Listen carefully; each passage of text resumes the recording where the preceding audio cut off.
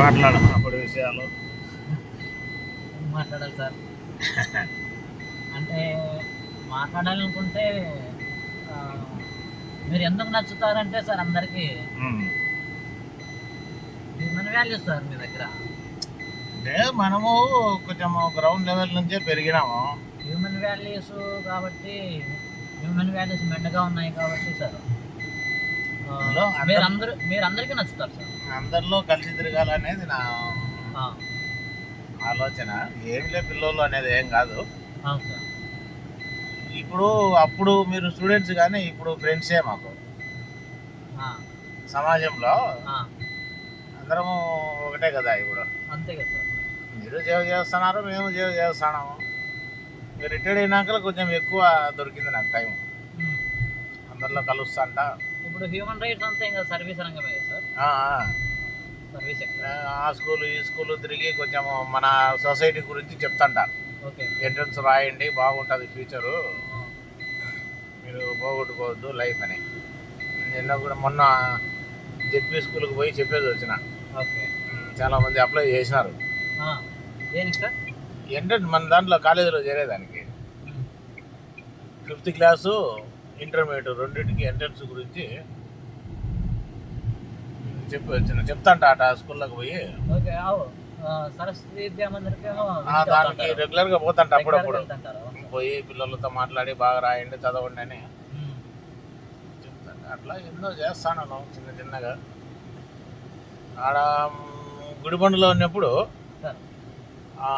Madakasira area అంతా అన్ని స్కూళ్ళు తిరిగి పబ్లిసిటీ చేసింటేనే ఇంటర్మీడియట్ చేరండి అని. ఆ దెబ్బకు విపరీతంగా అడ్మిషన్లు జరిగినాయి కాలేజీలో, గుడిబండ కాలేజీలో. ఎప్పుడు జరగలే. అంటే కొద్దిగా ఎంతైనా తక్కువే కదా సార్. అంటే రెసిడెన్షియల్ పరంగా చేరేది తక్కువే కదా గుడిబండకి. అయ్యో ఎక్కువ హెవీ కాంపిటీషన్ వచ్చింది. మీరు వెళ్ళినాక ఏమన్నా ఉండొచ్చు మేబీ. అంతకుముందు కొంచెం తక్కువే ఉండే. అంటే మంచి కాలేజ్ అది, బాగా రిజల్ట్ బాగా వస్తుంది అక్కడ. నేను పోయినాక ఇంకా టాప్లో తెప్పించిన. పని చేసింది 11 నెలలే, కానీ బాగా ఇంప్రూవ్ చేసిన స్టడీస్ పరంగా. మీరు సర్వీసు ఎన్నేళ్ళు సార్? అంటే టీచర్గా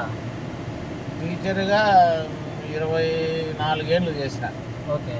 ప్రిన్సిపాల్గా ఒక 6 ఏళ్ళు చేసిన. మొత్తం 30 ఇయర్స్ సార్? 30 ఇయర్స్. 29 ఇయర్స్, 29 అంటాము. అంటే జీవిత లక్ష్యం అంటూ ఏంటి సార్? ఏం లేదు, ఇట్లా సర్వీస్ చేయాలని అంతే. పబ్లిక్ సార్, పిల్లలకు సార్ మామూలుగా అంటే పరలోకం కదా సార్. అది తండ్రి చెంత చేరడమే కదా సార్. అది సేవ చేయాలని అంటే దానికి సేవ కాదు సార్. అదే అది సేవ కాదు, సెల్ఫిష్. సెల్ఫిష్ అంటే ఈ జీవనగా ఉన్న మనము ఆయన పరలోక తండ్రిలో మమైక్యం కావడం, పరిశుద్ధాత్మలో మమైక్యం కావడం. అది యోహాను సువార్తలు అంటే ప్రభు వారు చెప్పినట్టు సార్. ఇప్పుడు నా తండ్రి నుంచి నేను వచ్చినాను ఇక్కడికి. ఎందుకోసం వచ్చాను? నేను రక్షణ కోసం వచ్చినాను. నా నిబంధన రక్తం వలన, నా నిబంధన రక్తాన్ని మీరు తీసుకొని నా శరీరం అనే రొట్టెను తుంచి, అవునా, నా నిబంధన రక్తం అనేటువంటి జ్ఞాన రసాన్ని మీరు తాగి నేను తెలియజేసేటువంటి జ్ఞానాన్ని తెలుసుకొని చివరకు నా తండ్రి అయినటువంటి పరిశుద్ధాత్మలకు ఐక్యం కావాలనేది మెయిన్ మోటోగా ఉంటుంది సార్. అవునవును. అంటే నేను అకార్డింగ్ టు సువార్త Bible, correct. Same according to Bhagavad Gita and పురాణాలు